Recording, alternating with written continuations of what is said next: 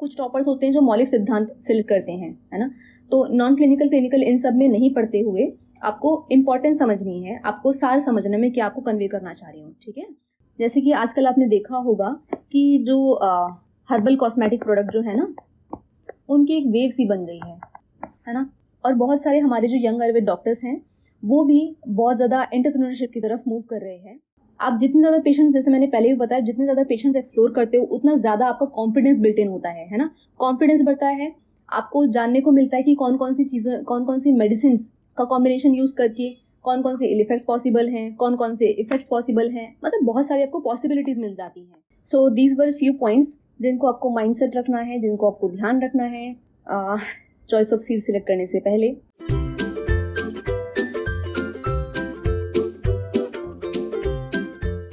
Hello students, welcome back to live your Ayur aspirants, myself doctor Barkha Singh. So आज हम एक नई टॉपिक के साथ में आए हैं कि कैसे आपको, अब क्योंकि हमारा AIPGT एग्जाम हो चुका है, रिजल्ट भी आपने स्कोर कार्ड देख ही लिया होगा, तो क्योंकि हमें PG ब्रांच सिलेक्ट करनी है तो ये बहुत ही इंपॉर्टेंट हो जाता है कि वो कौन कौन सी चीज़ें हैं जिनको हम ध्यान में रखकर एक अपने लिए बेस्ट PG ब्रांच को सिलेक्ट करें, है ना। तो बहुत ही डिमांडिंग टॉपिक है, बहुत सारे स्टूडेंट्स ने रिक्वेस्ट की थी कि पंचकर्मा और KC स्पेशली इन दोनों में डिफरेंस करके बताएं कि दोनों में से कौन सा ब्रांच जो है बेटर रहेगा। तो वो सभी हम not only KC and panchakarma but also different जो ब्रांचेज हैं वो सभी हम एक एक करके देखेंगे। बट बिफोर डैट जो हम ब्रांच वाइज डिवीजन देखेंगे उससे पहले हम जनरल बातें कर लेते हैं कि किसी भी ब्रांच को सिलेक्ट करने से पहले कौन कौन सी ज़रूरी बातें हैं जो हमें ध्यान रखनी है। फाइन, तो स्टार्ट करते हैं। वीडियो स्टार्ट करने से पहले जो स्टूडेंट्स नए हैं, जो पहली बार इस चैनल को देख रहे हैं, तो वो इस चैनल को सब्सक्राइब कर सकते हैं फॉर फर्दर अपडेट्स। ऐसे वीडियोस हम लाते रहेंगे। सो आप हमारा टेलीग्राम चैनल भी ज्वाइन कर सकते हैं, वहाँ हमने डिस्क्रिप्शन में लिंक दिया हुआ है। फाइन, तो स्टार्ट करते हैं इस वीडियो को। तो देखो बच्चों, सबसे पहले तो मोटी मोटी बात कर लेते हैं। मतलब टोटल अगर मैं बात करूँ तो हमारे पास में 20+ डिविजन्स हैं, है ना, या ब्रांचेज हैं आयुर्वेद की, जितना CCM ने बताया हुआ है। बट अगर हम ब्रॉडली बात करें तो हमारे पास में हर कॉलेज में 14 ब्रांचेज अवेलेबल हैं, ठीक है। तो वो कौन कौन सी ब्रांचेज हैं वो एक बार देख लेते हैं। फर्स्ट आती है हमारी काय चिकित्सा, है ना, रोग निदान एवं विकृति विज्ञान, ठीक है। तो ये ब्रांचेज जो है ये अभी आपको 14 ब्रांचेज जो है यूजुअली अभी कॉलेजेस में मिल जाएंगी, है ना। तो इसके बारे में हम डिटेल देखेंगे कौन सी ब्रांचेस के क्या ड्रॉबैक्स हैं, क्या इसकी इंपॉर्टेंस है, एक एक करके बात करेंगे, ठीक है।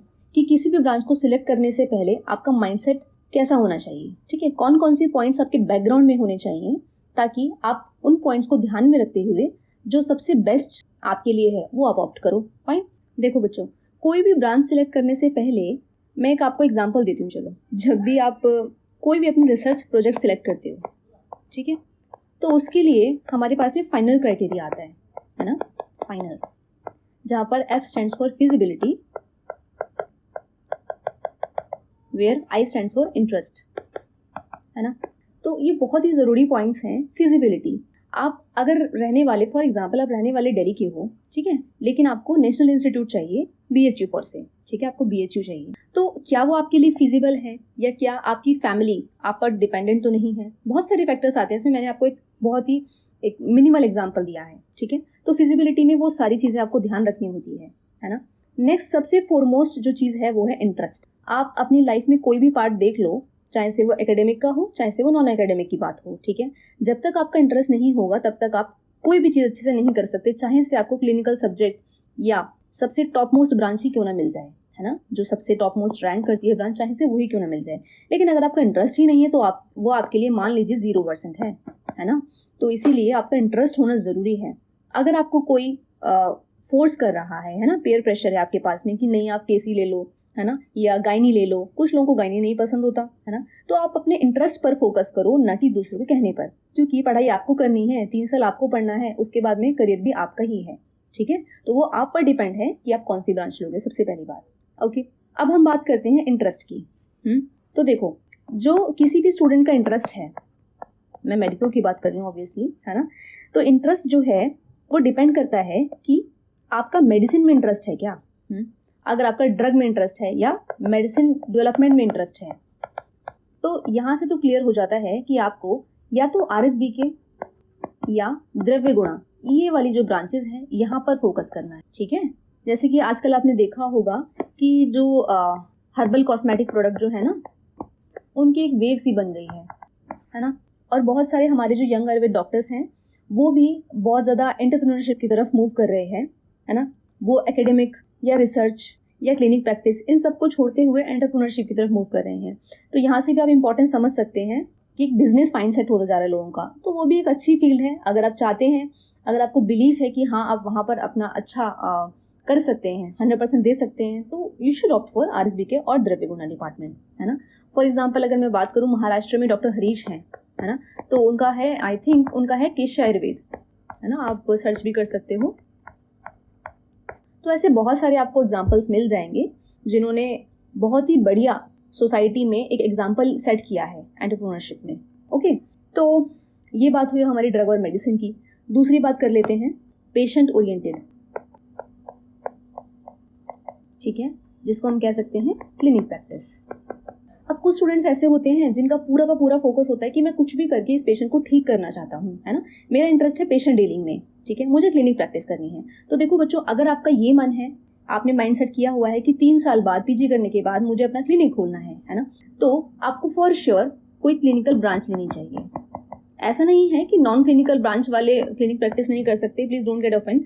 मैं एक आपको सिंप्लिसिटी, एक सिंपल वे में मैं आपको समझाना चाह रही हूँ कि आपको सबसे पहले प्रेफरेंस जो है वो क्लिनिकल ब्रांच में देनी है।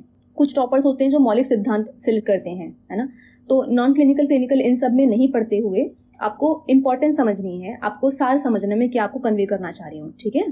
तो अगर आप पेशेंट ओरिएंटेड हैं, क्लिनिक प्रैक्टिस करना चाह रहे हैं, तो सबसे पहले कोशिश कीजिए कि क्लिनिकल ब्रांच आप ऑप्ट करें। क्यों? क्योंकि उसमें आपको ब्रॉड स्पेक्ट्रम मिलता है बच्चों, है ना, आपको n नंबर ऑफ डिसीज मिल जाएंगे ट्रीट करने के लिए, बहुत सारे पेशेंट्स मिल जाएंगे, है ना, तो वहाँ पर एक्सप्लोरेशन का रेट भी अच्छा होता है, तो इसीलिए आपका एक्सपीरियंस भी अच्छा रहेगा। समझ रहे हैं आप बात को।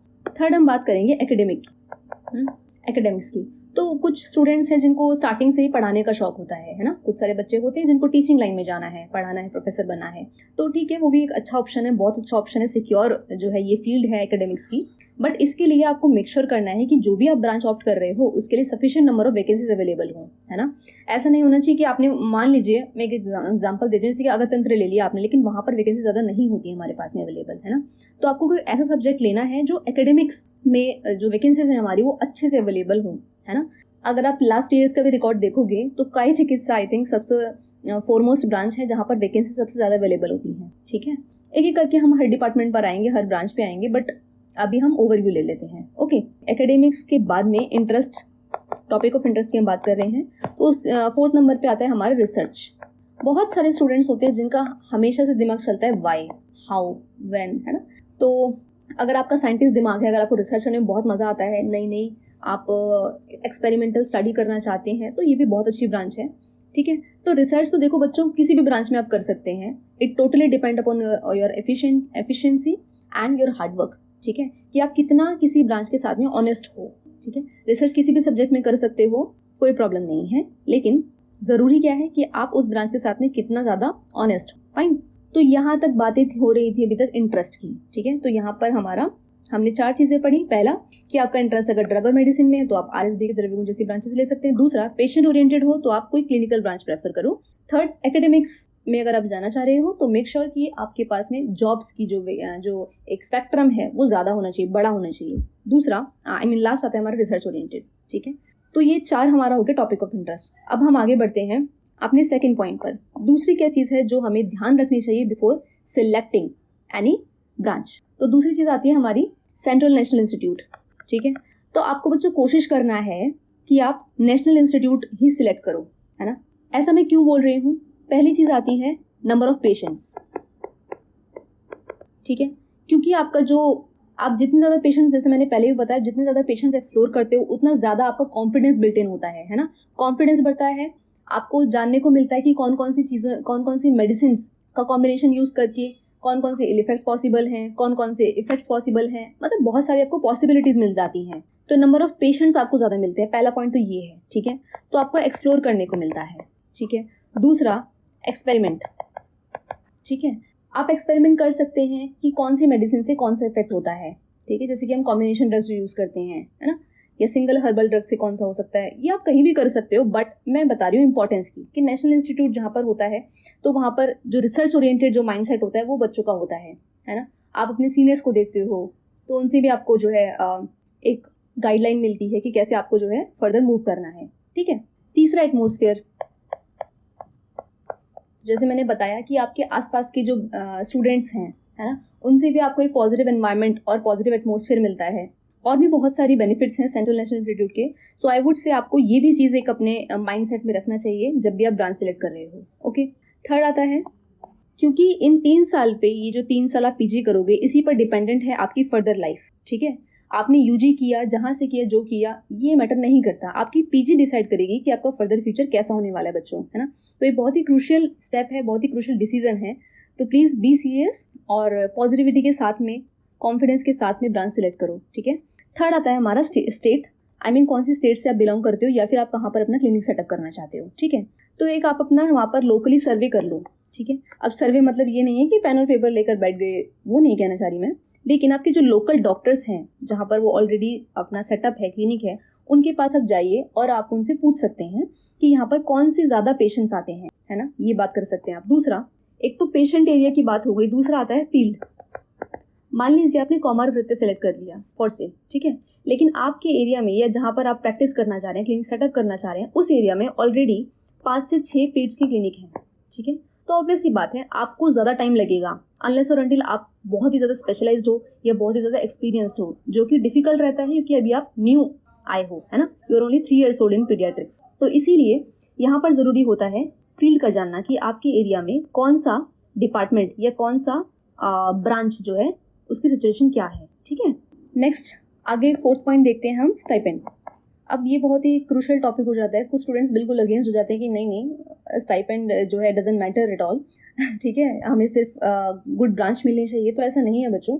देखो, आपने अपना यूजी किया है, स्पेशली मैं उन स्टूडेंट्स की बात कर रही हूँ जो यूजी करते हैं, जिनको स्टाइपेंड नहीं मिला होता, जिन्होंने प्राइवेट से की है, तो शायद वो भी इस इंपॉर्टेंस को समझ सकते हैं, या फिर जो घर से दूर रह रहे हैं, ठीक है, तो उनके लिए भी ज़रूरी हो जाता है कि एटलीस्ट डेली बेसिक नेसेसिटी के लिए तो एटलीस्ट आपके पास में कुछ मिनिमल अमाउंट या कुछ मिनिमल सिक्योर अमाउंट तो होना चाहिए, है ना।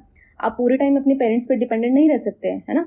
और दूसरा, जब हमारे पास में आसपास के हम अपने फ्रेंड्स देखते हैं, स्पेशली जब वो नॉन मेड से हैं, नॉन मेडिको हैं, तो हम पैरेलली देखते हैं कि वो लोग ग्रोथ कर रहे हैं, है ना, लेकिन हम लोग अभी उसी सरफेस पे हैं। तो थोड़ा सा एक मन में फिर कॉन्फिडेंस जो है वो लूज होने लगता है। तो और भी बहुत सारे फ़ायदे हैं। देखिए, एटलीस्ट मान लीजिए फॉर एग्जाम्पल आपको रिसर्च करना चाह रहे हैं, ठीक है, तो उसके लिए भी आपको बेसिक अमाउंट आपके पास में होना चाहिए। दूसरा, आप अगर हॉस्टल में रह रहे हैं, मान लीजिए आप डेलाइट हैं लेकिन आप जो है ये BHU में एडमिशन आपने ले लिया, है ना, तो आपके पास में बेसिक अमाउंट तो होना चाहिए डेली रूटीन एक्टिविटीज़ को ये करने के लिए, है ना। तो वहाँ पर आपको स्टाइपेंड की ज़रूरत होती है। तो मेरे अकॉर्डिंग एक स्टाइपेंड भी एक इम्पॉर्टेंट पॉइंट है जो आपको रखना है दिमाग में before selecting any branch, okay.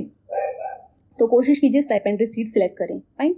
Next हम चलते हैं 5th पॉइंट पे। 5th पॉइंट आता है हमारा फीस।